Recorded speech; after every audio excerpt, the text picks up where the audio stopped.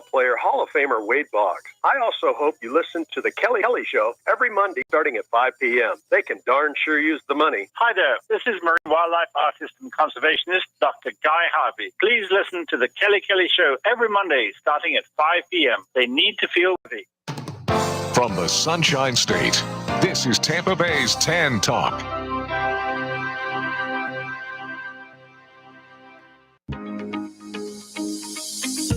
It's time for FLA Law, brought to you by the personal injury attorneys of Perenich, Caulfield, Avril Noyes. This hour will be informative, along with taking your questions and comments.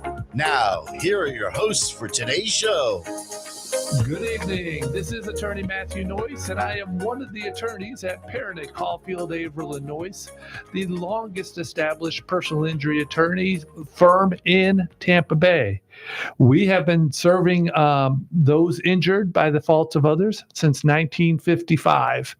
We were started by Guy Perenich, and ever since then, we've kept the motto of being a voice for the injured. And so if you have questions tonight regarding personal injury, car accidents, workers' compensation, or even Social Security disability, I'm here to answer those questions. But I'm not alone, and that's not the only area of law that we have to talk about. I am blessed to have a friend and a colleague, Patrick Gaffney, here to also be here to answer questions that you have. So if you have questions regarding the law, this is the hour to call. You have two attorneys here. The number is 727-441-3000. Oftentimes the calls come in near the end of the show and we can't take all of them. So if you have a question, I would encourage you to call now. And so you can get your question on the air and we can get it answered for you. Now, you may not want your voice on the radio, and so there's other means to watch it, and it is through our Facebook page. The Facebook page is Perenich, Caulfield, Avril Noyes Injury Lawyers, and we are live now, and you can see us in action, but you can also send questions that you may have just through Facebook, and I'm looking at it right here, and I'll be able to address your questions there. So give us a call at 441-3000 or jump on Facebook at Perenich, Caulfield, Avril Noyes Injury Lawyers. And we're here for the next 52 minutes to answer your question. So, Patrick, thank you very much for taking an hour out of your time to serve the community by answering questions. Matt, it's my pleasure. And, our offices are not far from each other. I'm on Sunset Point. You're around the corner on Belcher. I know. It's great. We don't see each other that often. We'll have to, get some lunch or something. I know. Yeah. We've known each other for a long time. So it's been good time. So as we told our listeners, I do personal injury, but you do a whole nother area of law that I welcome your expertise, because I cannot give any expertise in your area of law. So why don't you tell our listeners, what area of law do you specialize in, and what kind of questions are you here to answer? Well, Matt, thank you. It's been my privilege now to practice law since 1983. I started my career at the state attorney's office. Then was James T. Russell was the state attorney, and Bernie McCabe was one of his assistants. Now Bernie has passed away because he was the state attorney for a long time, and his assistant was Bruce Bartlett, who's now the state attorney. So I go back to my state attorney days, and when I came out of the state attorney's office, I began working for a firm called Peacock and Cope, both of which are blessed memory at this time. It just turns out that, I think it's 17 years ago yesterday, Mr. Peacock passed away, and Charles Cope, who had later after he worked in the firm, became a judge. He passed away sometime before that. So what I've been doing since my leaving of the state attorney's office is started to be general practice, but now is family law. And I've been board certified by the Florida Bar since 1995. In the field of family law. And what that entails is divorce law in all its aspects, including dealing with children, dealing with property, dealing with support. There are paternity cases where people are not married. And I just point out that in my practice, I'm seeing an increasing number of family law matters that seem to come about in a paternity setting. I don't think people are getting married as much as they were, say, in the past. And of course, my practice also entails some wills, trust, and that sort of thing. Sure. Sure. Now, you say that you are board certified now, gosh, for almost 30 years now, Yeah, right? coming up on 30 years. Yeah, and our faithful listeners know what board certified civil trial attorney means because we have 2 lawyers in our firm that are board certified civil trial attorneys. But board certified in marital and family law. Not all family law attorneys are board certified, right? That's right. I mean, you got to pass the Florida bar, which in and itself can be a challenge. 3 years of law school and 4 years of undergrad. And then if you wish to be, board certified, you have to go through additional hoops that you have to jump over, including getting recommendations from lawyers and judges and taking a test and passing it. And then you get the wonderful privilege of being board certified. And you have to renew it to continue to show your expertise. That's right. Every 5 years, you have to renew your board certification by, again, getting additional recommendations. Judges get to comment on it, but you don't have to take the test again. But you do have Thank to keep, goodness. You do have to keep on your continuing legal education. Yes. Well, good. And I think there's only about 2% of all the lawyers are board certified. Yeah, that's what I'm told. In the state of Florida. I know, I'll say this. I know a lot of great lawyers that are not board certified, but I think it doesn't hurt to be board certified. Sure. And in fact, it kind of gives the public at least a way of saying this person has met a certain criteria. They know what perhaps they're doing. Yeah, no, I think that's a wonderful thing. So if you have questions for a board certified marital and family law specialist, give us a call, 441-3000. But Patrick, you specialize in marital law. What inspired you to do that? Isn't that a depressing area? And we deal with injuries, and so we have physical injuries we have to deal with. But you have in marital law and family law, there's a lot of mental injuries and other depressing situations. What inspires you to do what you do? I think that's a very good question, Matt. And it's interesting because I've had the same legal assistant, Denise Holmes, for 23 years, and we sometimes sit together. Why do we do this? Because you get a lot of drama, you get everyone's problems, but of course, life is problems, and you don't avoid them by not looking at them. And Right. I guess there's a way of finding some kind of fascination, interest, seeing this is what you're meant to do, and just listening to people's stories and trying to help them out of the problems that they find themselves in. My mother, who passed away about 10 years ago, used to tell me, the greatest honor that a person can have, or the highest calling, is to help other people solve their problems. And so I've tried to look at it that way. I've been fascinated by the field of family law. I'd say not all people are drawn to it for the reason I am. I think there are some people that are drawn to it for the idea they're going to make a lot of money doing it, or something like that. I don't think that's a good path. As we were talking off air prior to this, it's like if you're in it for the money, you're not in the right place. Right. You need to share this with you because you've shared it with me, is that we're in this to try to help people. And that's not something we just say on the radio. It's something we're saying privately between each other, Sure. which is, hey, look, life is short. How do you spend it? And you try to spend it meaningfully by helping people. And then if you do that, you'll make a living doing it. Right. That's what we try to do. Your mother had that saying for you. My mom also, who's passed away, had a saying. She said, your goal is to make the world a better place for one person in your life every day. And so that gives us, I think, as being lawyers, we have that opportunity to try to help somebody every day, whether it's personal injury or even in family law. But, as we're coming up on Mother's Day, it just so happens this coming weekend, it's amazing how much it appears to both of us that our mothers have affected our Sure. lives. And I'll say that, I know you have started a family foundation that was inspired by your mom, and your whole family is kept together by her memory, which I think is fantastic. And I had a great mother too. She's still with me a lot. She had a lot of good sayings. One of the sayings that I repeat to my clients when they call me in a very disturbed manner is, this will pass. Yeah. All things pass, and this will pass too. And it's true. I mean, over time, everything's impermanent. It's going to pass. But some of those things just stick with you. Another one was, and my mother was a church organist in a Catholic church. Oh, okay. And she used to listen to the the homilies, and she would tell us, "Blessed are the peacemakers." And so, to the extent possible, I try to be a problem solver, not disturber. Try to be a peacemaker. Right.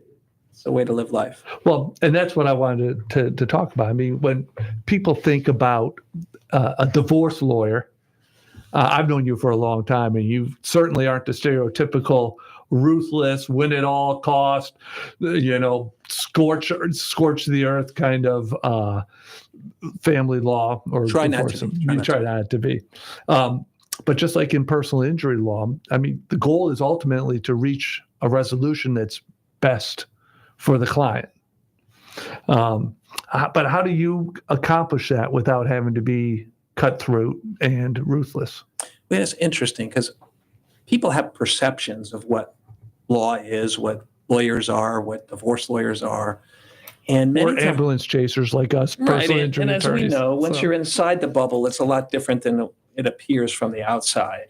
And so what I try to do with people is sit down and, first of all, be very transparently honest with them. I have no airs about it, but most people who want to go out there and be very aggressive, it's very expensive to hire lawyers. In my field, it's hourly rate. I know you're more contingency, right? But, my hourly rate, I think it's $4.50 an hour. It doesn't take long to burn up a lot of money if we're going to litigate. So that's one of the conversations I have with a prospective client is, now look, I can see by who you are, what you do, and what you have that, you've done well in life, but nobody wants to spend their life savings on a divorce. Let's talk about how we solve this problem.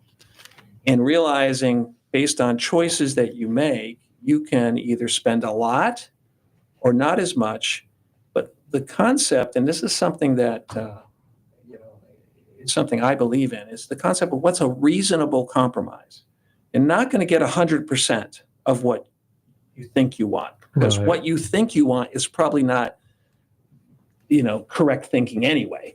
What you're going to get is something that is, and typically, if there's going to be children, you also got to raise children together after this thing happens. So do you want to scorch the earth? Do you want to make an enemy? Do you want to make this divorce a cloud that carries over your head for the rest of your life? Most people would say no. Some people are not that well informed, or they're not thinking right. And I try to help them, and I do recommend to them to get mental health counseling. It's not something that I think is a taboo. I think it's something a lot of people could benefit from, to kind of sort out, get that emotion stuff sorted out in counseling. Let's talk about practical resolution when we're in the divorce. Let's not spend a bunch of money you don't have. Right. And I have that conversation very often in my office. Yeah, it's transparency. It's also acting in good faith, both with your client, but I think it's also important that we work in good faith with the other side. I always tell my clients, listen, they're going to find out anyhow. Let's just be transparent. Let's work on a handshake, and if they bite our hand, we know. And I think you and I have a similar philosophy too. And I saw it on one of your bios. Walk softly and carry a big stick. Teddy Roosevelt. Yeah. What clients may not understand is that if you can get along with the opposing lawyer, they somehow have watched enough television where you're not supposed to do that. But in fact, as you know, it goes so much better for the client. We're not in a personal animosity with the other lawyer. Right. That just burns up money, and it's negative energy. And if you're ever in front of a judge and he catches wind that you're acting that way towards each other, it doesn't go well for the lawyers either. The judges, they should act in appropriate professional ways, benefits the clients. We do have a system. We have a system that's been around for a long time. We got it from England before we took it over, and it works. One of the things they had in England is Inns of Court, and we have a vestige of that coming over to the United States. The whole idea of Inns of Court has been you sit down with the other lawyers, you get to know them, and you know something, when you've broken bread with another lawyer, it's very hard to act mean towards that lawyer. I agree. Yeah, and I agree. think it's a good thing. So that's something that where public perception does not always meet reality. Right. No. And it's always in the best interest of the client. It's good to get along, fight when you need to fight, because it really builds credibility for those things that you really have to fight about, instead of just fighting just for the principle of fighting. Right. And so you don't make it personal. Right. You fight over an issue. I mean, you advocate. Sometimes lawyers can get over the top. Sometimes it's appropriate to be a zealous advocate for your client, but it never should cross the line where you're taking a personal shot at either the other lawyer or the other party. You always want to be respectful to the court. I mean, there's been reported decisions where the judge gets angry at someone because of the way they're treating not just the parties, but the judge, him or herself. So, it's an interesting area. I must say now, after about 40 years of practicing it, it has been a fascinating area, and I don't think I would have chosen another field. I would tell anyone who's thinking of getting into it, hey, if you want to help people, you want to live a life of interest where you get to hear a lot of stories of what people get themselves into, well, law generally, and family law particularly, you get to hear some things you don't hear on television. And no day is the same. That's true. Every day is a little bit different. And that's what I enjoy about being a lawyer, is that it's not going to the same job, clocking in at the time clock, doing A, B, C, and then probably D, E, F, Right. and then punching out and being done, and then going back the next day and doing those A, B, C, Ds all over again. Well, it's also if you're interested in the human condition. Like in your work, you deal with people that have been injured. Some people have been very compromised, but to hear the story of their life and how this injury has affected their life, what their life was before, now, and after. I mean, that's got to be you probably could write a book, as I could. I have people that come into me and they tell me their story of their life and how this marriage didn't work and how we need to get to a place where you can be happy again. I never encourage divorce. I stay on the side of, hey, if I can help you, let me help you. But I'm not going to encourage you to get divorced. Go to a counselor, go to your minister, go to someplace and figure out for yourself what's in your best interest. When you've decided that it's in your best interest, that you can no longer stay in this relationship and have it healthy and happy for you and your children, then I can help you.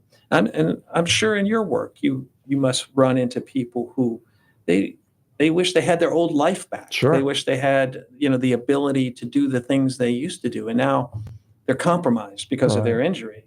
And sometimes you really respect these people, how they live their lives. I mean, it takes a lot of dignity to live a life that's compromised and not give into it. Right. It's a new normal for them when they didn't want it.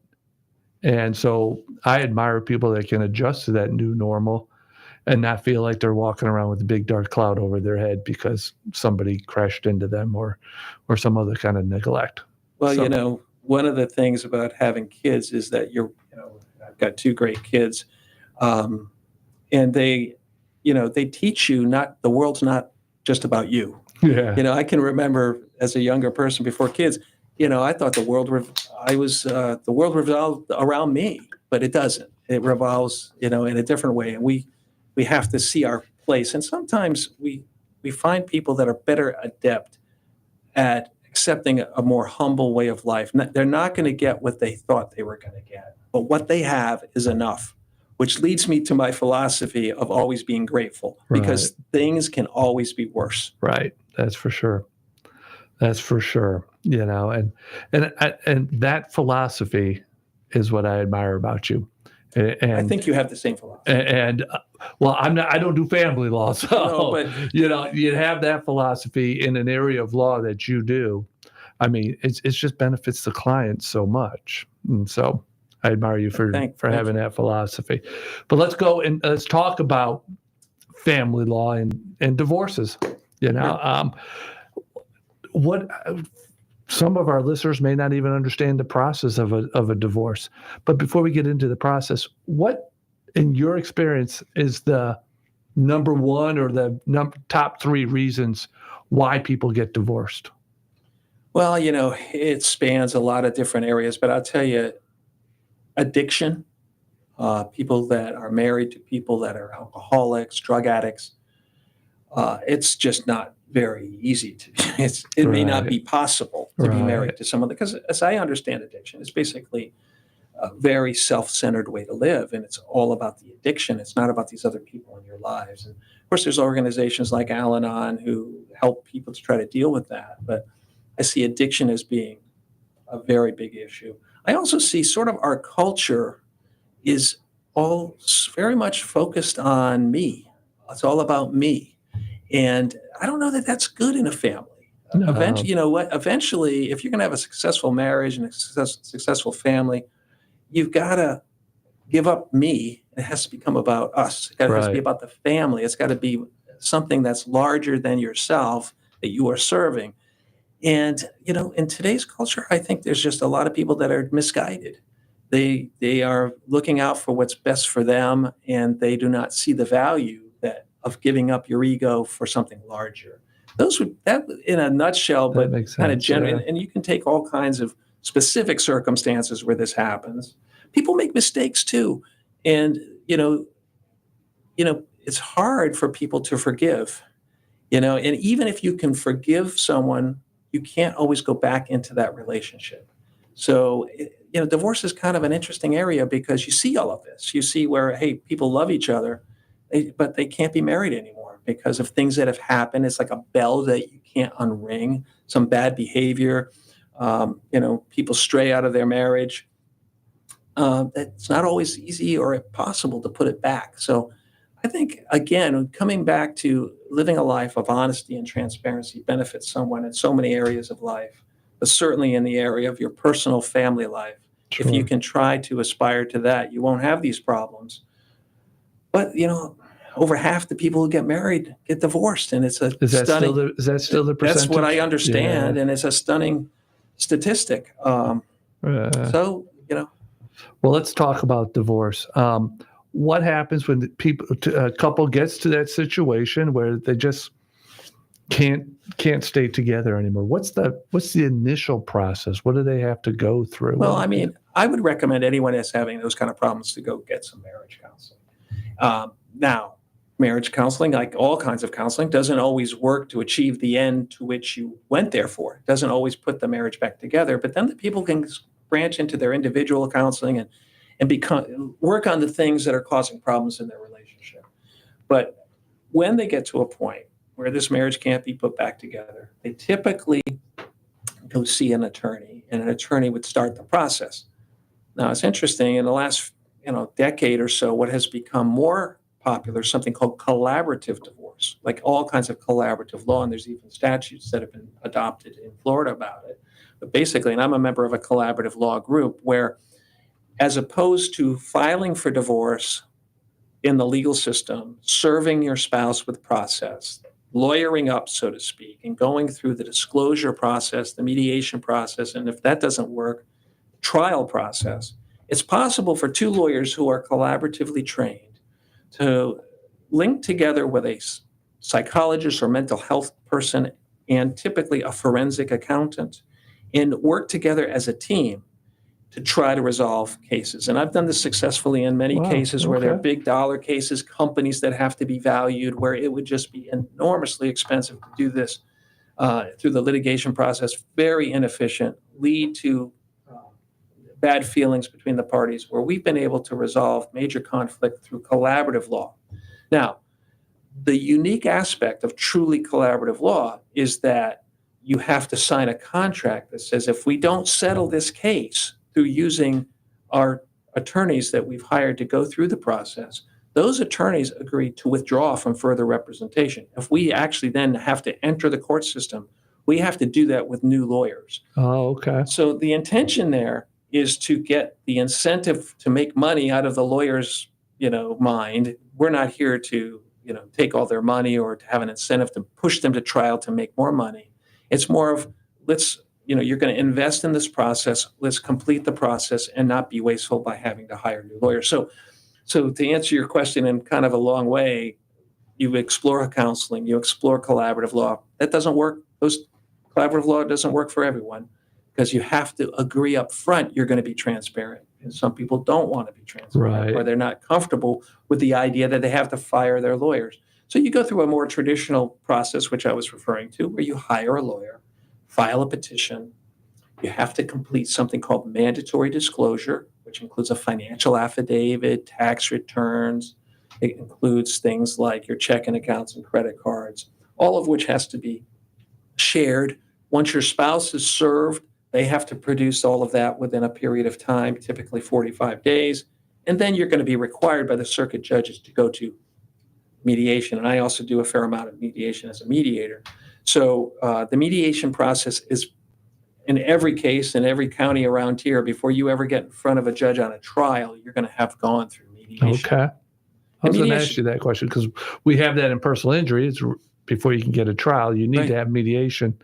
So mediation in family law. Very prevalent. Okay, and it can be very good for the parties. I think what most lawyers who do a lot of this work kind of figure, hey, listen, you're going to pay me a retainer, and that's going to get you through mediation.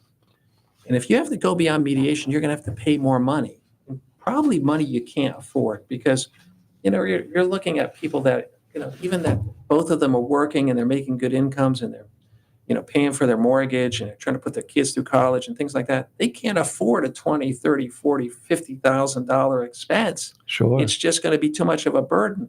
So mediation then becomes even more important because even though you have differences, you try to find a way to meet in the middle so that you can avoid spending your wealth.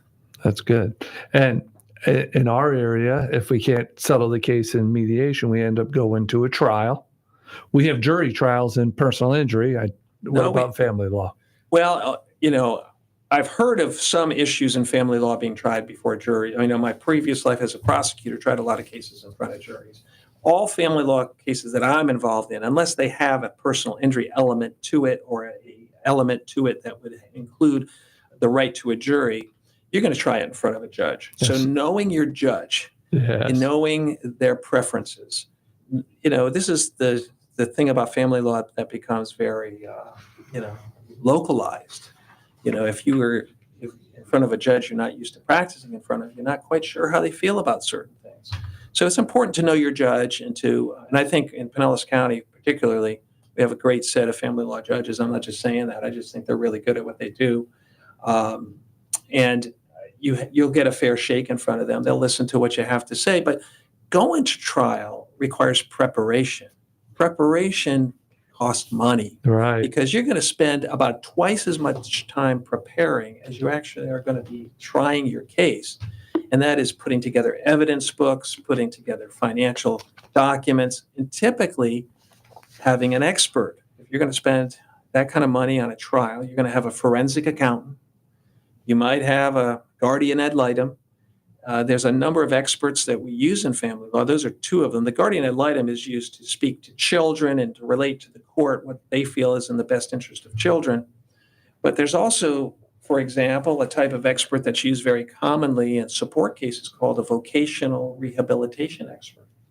So by way of example, say someone is not working. So we have a long-term marriage, in excess of 20 years, and the wife doesn't work and the husband's got a great job, but if it's an alimony case, we have to determine what the wife could do because she has to earn something commensurate with her ability to work. And we typically, in that kind of a scenario, would consider retaining an expert to determine what can the wife do. Or can the wife, it could be a husband, we've had those kind of situations, whatever the spouse that is seeking support would need to do to get themselves rehabilitated, whether that is going to college or technical school so they can earn as much money. So the money they can earn counts to support them, and it means less spousal support for that. Okay. So I know when I think about family law or divorce law, there's really three things. There's alimony, child custody, and child support. So I know there's far more than that. Let me put it this way. You're getting very close to where you are, which is first is child issues.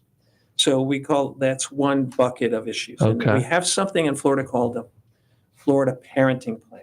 So this started several years ago when actually we sort of memorialized the parties' understanding with regard to children, how they're going to co-parent their children in a document called a parenting plan. And the most important part of the parenting plan is how they're going to do time sharing. Yeah, and law recently changed on that, right? So last July, there was a law that was passed that had previously been touted to be passed for a very long period of time to try to get equal time sharing between parents to be presumed. And every other legislative session, I'm saying going back maybe 10 years or more, it's been shot down because it always included some other element to the law that the governor at that time would veto. Well, that didn't happen last year. Last year, the law was passed that there is now a presumption of equal time sharing. And so that's meant to be passed to help people solve their problems about, well, I don't think you should have as much time as I should have, or you should have this time and I should have that much time. And, you can imagine people going through a difficult emotional divorce may have disagreements about how much time they should spend with children. So the law was meant, and I think to some extent has, in my experience anyway, helped people come to a resolution. It's only a presumption. That is to say, I was going to ask you that. Right. So under the right circumstance, you can have something other than equal time sharing, but you've got to overcome the presumption. So if there's been abuse, or if there has been addiction, or if there has been any number of factual circumstances that would not lead one to believe that equal time sharing is in the child's best interest, that can still be brought up. Okay. And there's some professions like firemen and police officers and others, they have unique schedules where they're working in the middle of the night, and it's hard to do equal time sharing when you have those kind of schedules. So, what we do in mediation is we try to be creative in fashioning parenting plans so that the thing that the psychologists tell us is that it's important for every child to have a positive relationship with both parents. So we have to be mindful, and one of the things the judges are very good at telling everyone is, hey, listen, you have to encourage a relationship between the child and the other parent. That is very key to co-parenting. And it's the opposite of something that's referred to as parental alienation, which is when you would alienate a child from the other parent, which is commonly seen in family law. It's kind of a natural, unfortunate, dark side of some people's way of dealing with family issues, is to try to either overtly or not so overtly kind of turn the child against the other parent, which we should not obviously be encouraging. And that could be grounds for rebutting that presumption Sure. Yeah. of 50-50. You wouldn't want to have someone who is alienating a child having significant time with that child without getting counseling. So we try to, if we can, we try to help people. Someone who's maybe just not enlightened, someone who's ignorant, someone who needs more education, someone who needs some counseling. Counseling doesn't always work, but if you haven't done it, you should try it. That's true. And I'm going to forget to let our listeners know that we are live, and if they have questions, they can call us at 727-441-3000. We lawyers can talk forever, and we kind of know what the questions are going to be as well. So I think we can kind of address the questions that we think our listeners have, but we still encourage them that if they have a specific question to give us a call. Sure. 441-3000. So that child custody or time sharing, that's one aspect of the divorce, issues right, that we deal with. And it's, in many instances, when you have minor children, the most important. It trumps just about everything else. But once we pass that, because some people can come rather readily to an understand, oh, you're just going to do it 50-50, no problem. That happens. Then we have to deal with the what we call equitable distribution, which is we look at the date of marriage and we look at the date of filing of the divorce. That period of time is the period of time of the marriage. And during that period of time, the parties that have accumulated assets or debts, that's considered the marital estate. And the general rule would be that you take the marital estate and you divide it in half, and each party gets one half of it. And in practicality, you got to deal with some other issues. For example, a house. Now, people may know that values, particularly in the Pinellas County, West Coast of Florida area, have gone up, and interest rates have gone up as well. So when parties divorce, there comes an issue. What are we going to do with the house? We could sell it, or one of us could buy the other one out of it. The problem with buying your spouse out of the equity in the home is interest rates have gone up and the equity in your home has gone up, which means you're going to have to pay your spouse one half of the equity, which is the market value minus the mortgage balance. And one half of that has to be financed typically. So you go to a financial institution and you realize that your 3% mortgage is now a 7% mortgage, Right. and you're increasing your mortgage balance by hundreds of thousands of dollars, and you figure out you can't afford to do it. That we see that a lot. Mhm. So that's a practical part of how you divide things into. You sell the house, you have to agree on a realtor, you have to agree on a price, you got to make the house available. That's typical. The next biggest, or one of the next biggest issues in equitable distribution of assets, Matthew, is retirement. So you work at a job and you gain a 401k. So that period of time from date of marriage to date of filing occurs and applies to all assets, which include retirement assets. So what do you do with retirement assets? Well, you see what each party has as of date of filing of the divorce. And if there's an inequality, you equalize them.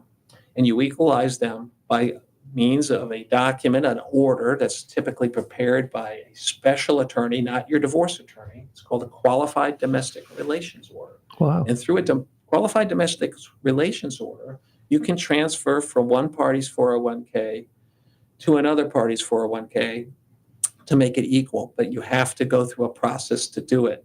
People don't always get that, but it's part of the I Internal didn't Revenue even know Code. that. That's interesting. It's Oh, great. All right. So I think that's very interesting that requires another thing. Yeah. But we do have Denise on the line. Denise, thank you for calling in. How can we help you tonight? Yes, hi. I got a question for you. Sure.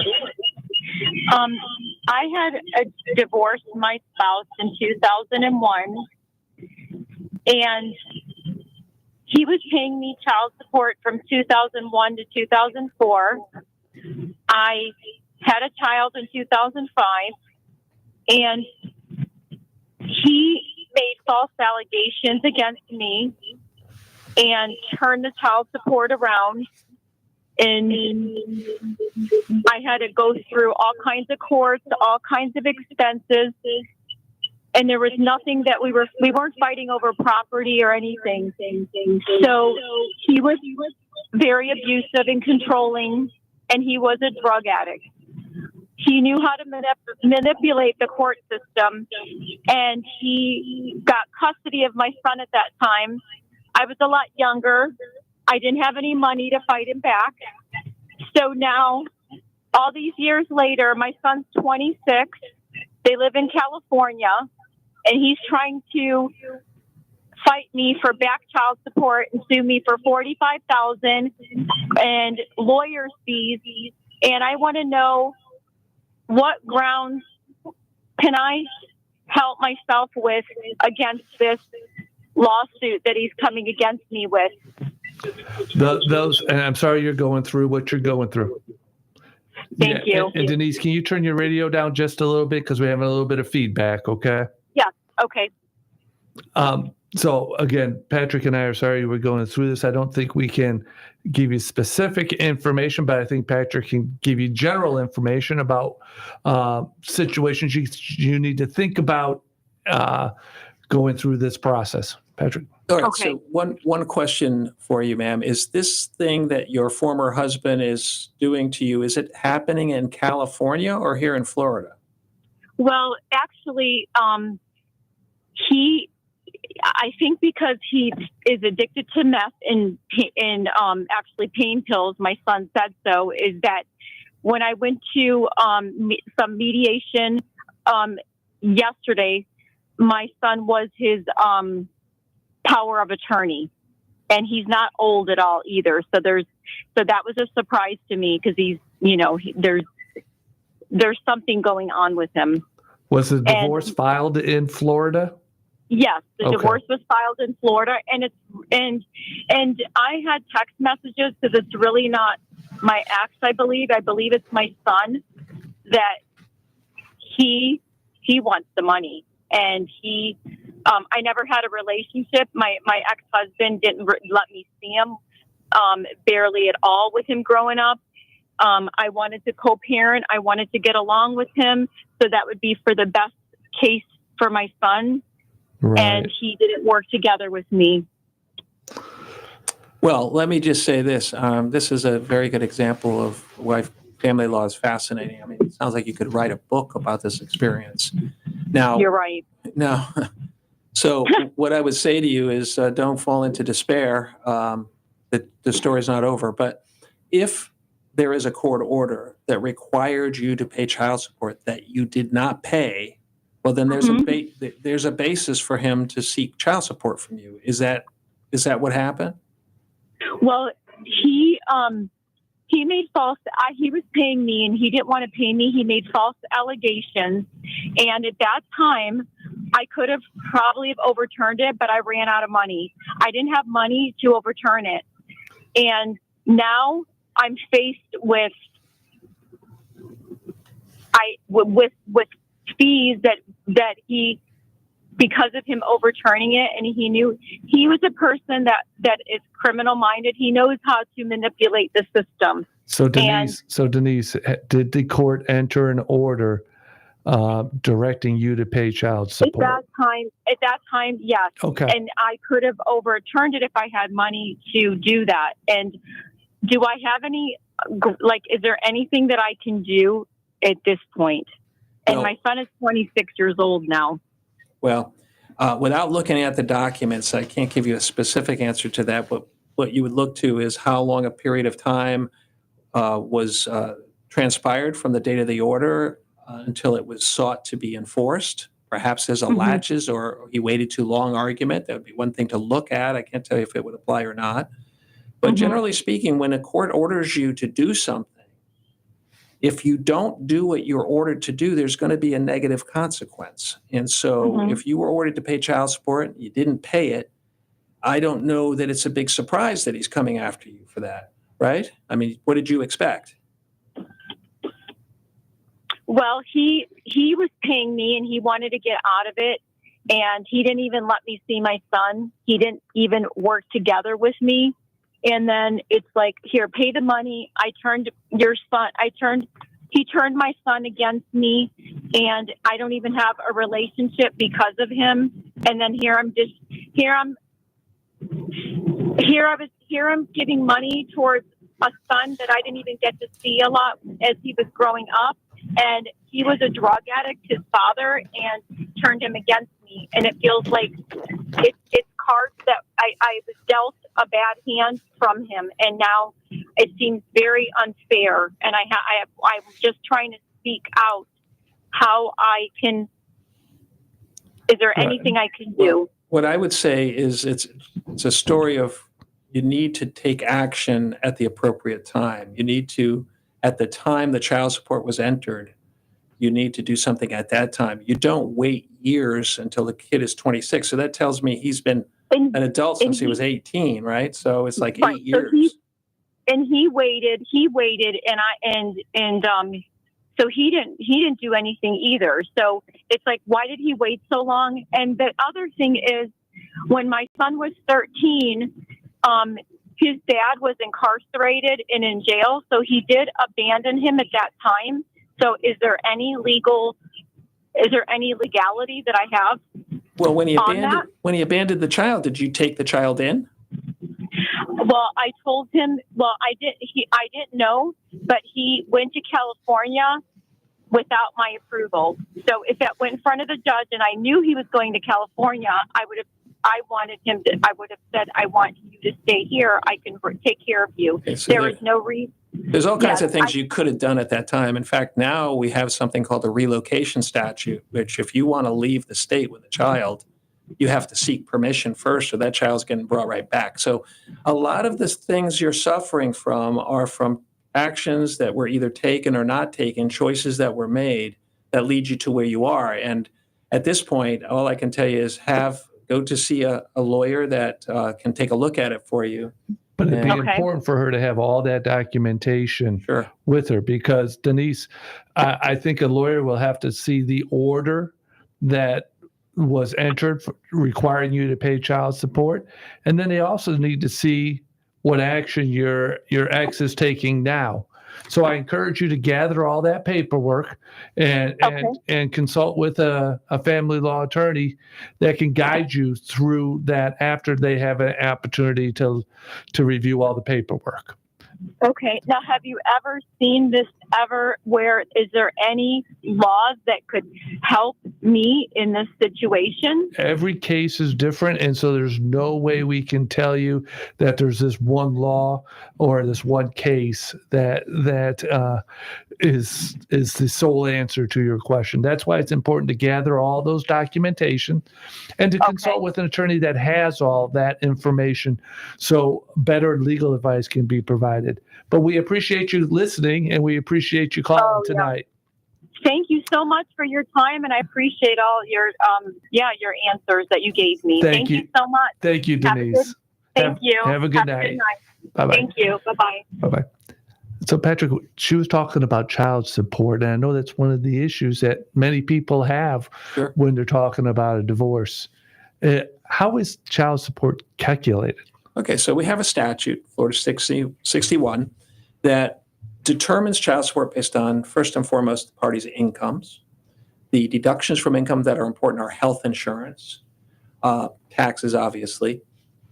And a big component is the number of overnights. So the number of overnights will be a big factor in determining how much a person pays. Sometimes what we find is people are motivated by child support to get 50-50 timeshare. Because the more time sharing they get, the less child support they pay.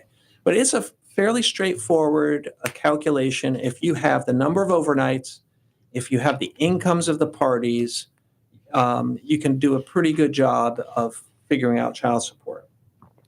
And it is a problem that, her story is not isolated. I mean, there's a lot of people that have been ordered to pay child support that just don't do it. And then they find, hey, they're coming after me for a bunch of money. Well, that's what happens. And again, I come back to, you got to follow court orders. If you don't follow, our whole life, yours and mine, is based upon when judges tell us something, we do it. We advise our clients to do it. And it's a very risky thing to go through life having not abided by a court order, which unfortunately I think is what Denise may have done here. Right. And even in my situation, in my workers' comp cases, oftentimes when we reach a settlement in a workers' comp case, they always inquire whether or not there's back child support.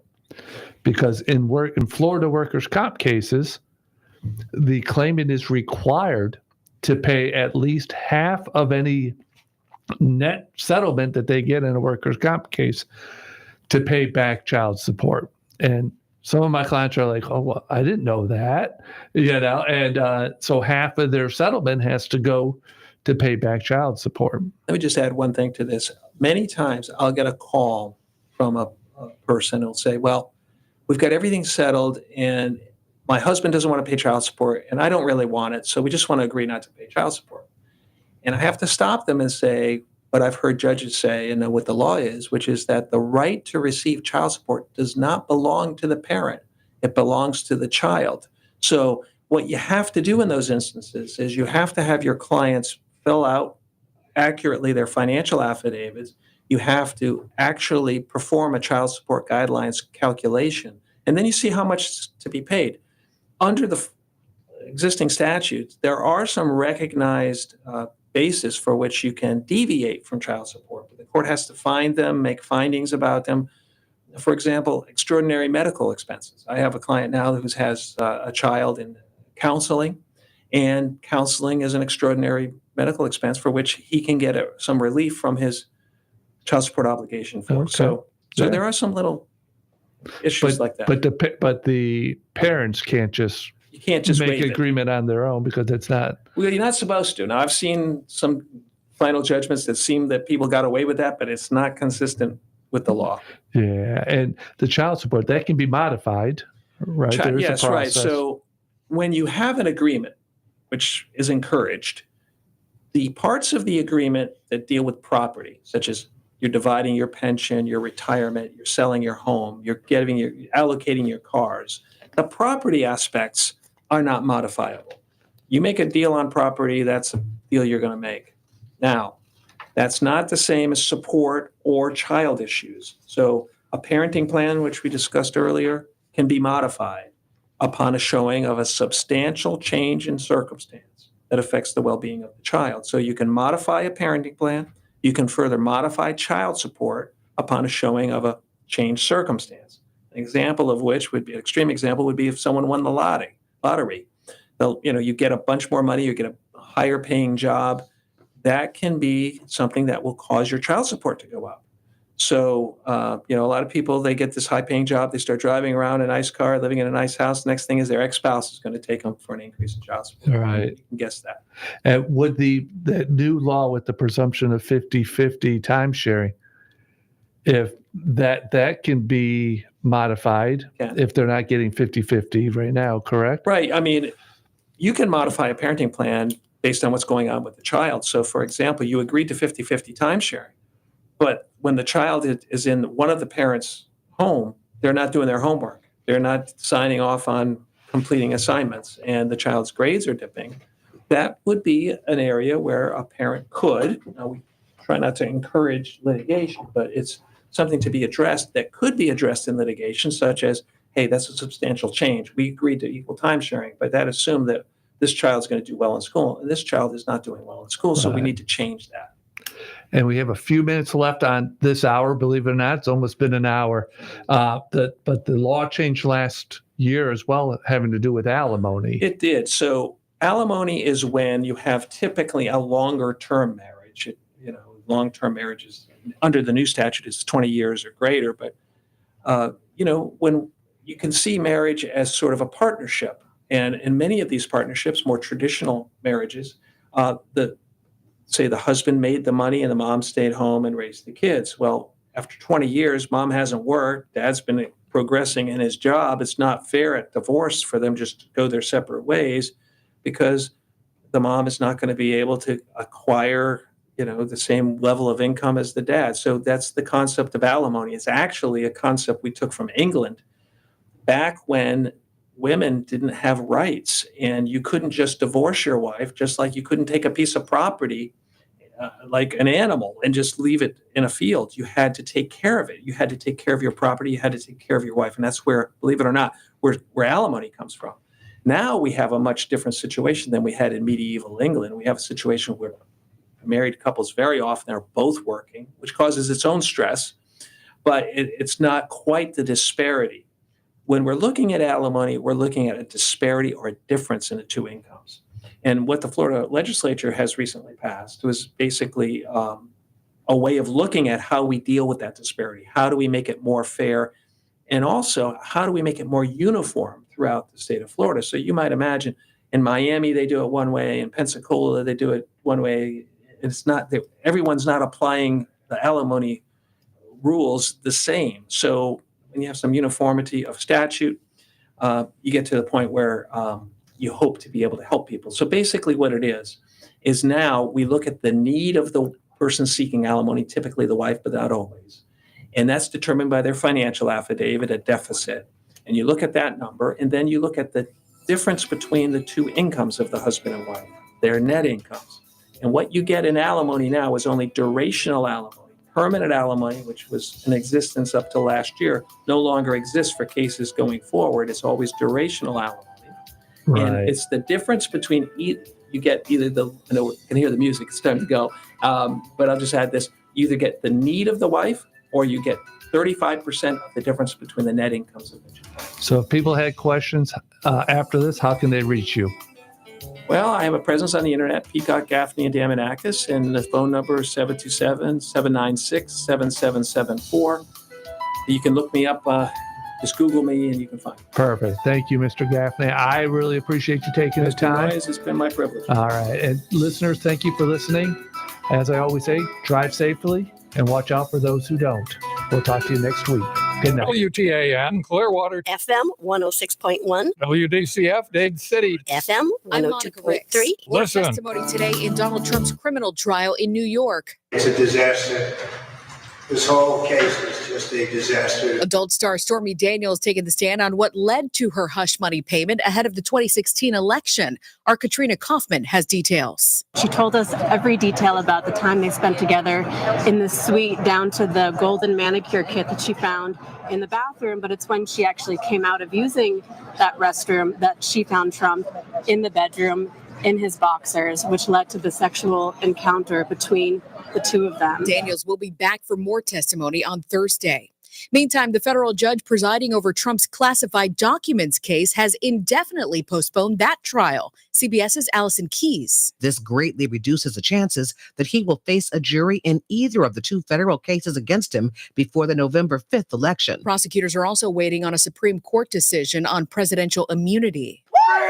Free Palestine! Free Palestine! War protests are getting bigger on college campuses. This one at the University of Oregon today, where administrators are now threatening to revoke academic amnesty to students. It comes as Israel invades Rafah. The National Security Council's John Kirby said the Israelis have indicated this is not a major offensive. What we've been told by our Israeli counterparts is that this operation last night was limited and designed to cut off Hamas's ability to smuggle weapons and funds into Gaza. And he says Israel has committed to reopening border crossings to allow in humanitarian aid. That's CBS's Cammie McCormick reporting. TikTok is suing the U.S. for violating the First Amendment with a new law banning the app if it doesn't divest from China. Tech expert Ian Scher. The key question here is where the First Amendment runs up against concerns about national security. That law gives TikTok a year